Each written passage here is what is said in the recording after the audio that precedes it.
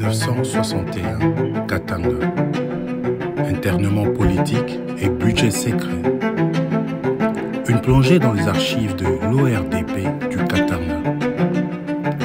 En mars 1961, au cœur de la sécession du Katanga, un document budgétaire confidentiel révèle les coulisses d'un système d'internement politique.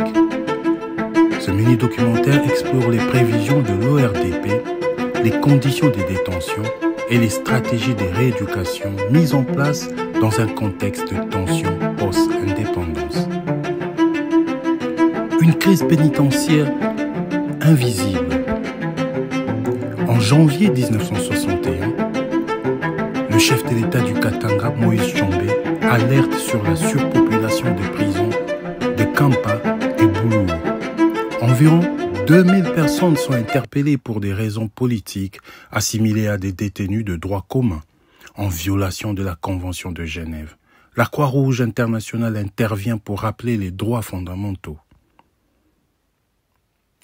Face à l'urgence, le gouvernement prévoit l'ouverture immédiate de 5 centres de détention. Chaque centre doit accueillir au moins 400 détenus pour permettre une surveillance, une rééducation et une gestion efficace. Cette mesure marque les débuts d'une politique d'internement structurée. L'ORDP met en place une structure hiérarchique. Un chef de service supervise les libérations et les relations interservices, assisté par un technicien, un rédacteur et un secrétaire comptable. Chaque rôle est défini pour assurer le fonctionnement administratif de ces centres. La rééducation morale et politique devient un pilier du système. Un agent de la propagande est affecté à chaque centre pour organiser des conférences, des lectures et des loisirs. Un bureau central coordonne les activités, élaborant les plans de propagande à l'échelle régionale. Chaque centre est dirigé par un chef de camp, un technicien et un rédacteur propagandiste. Le personnel est volontairement limité pour réduire les coûts, tout en maintenant un contrôle strict sur les internés.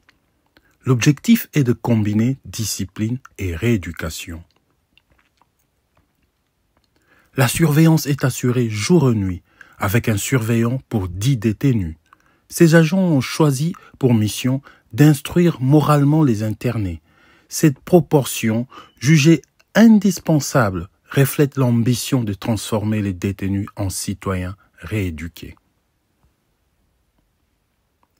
Les techniciens chefs de bureau parcourent 500 km par mois entre Keiberg et Elisabethville.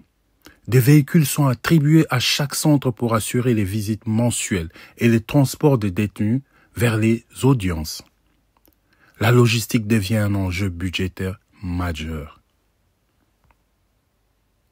Les frais d'entretien des détenus sont pris en charge par le ministère de la Justice. L'ORDP prévoit que les internés travailleront dans des chantiers, ateliers et plantations, réduisant ainsi le coût de moitié et assurant l'autosuffisance des centres. Ce mini-documentaire qui explore le document de mars 1961, signé par Jean Clintier à Elisabethville, révèle une politique d'internement politique structurée, mêlant répression, rééducation et gestion budgétaire. Il témoigne d'une époque où l'administration tentait de façonner l'ordre post-indépendance à travers des camps que l'on pourrait considérer comme des camps d'internement pour opposants politiques. Merci de nous avoir suivis. Nous vous espérons nombreux pour notre prochain élément. En attendant, portez-vous bien et n'oubliez pas de nous suivre sur nos plateformes. Au revoir.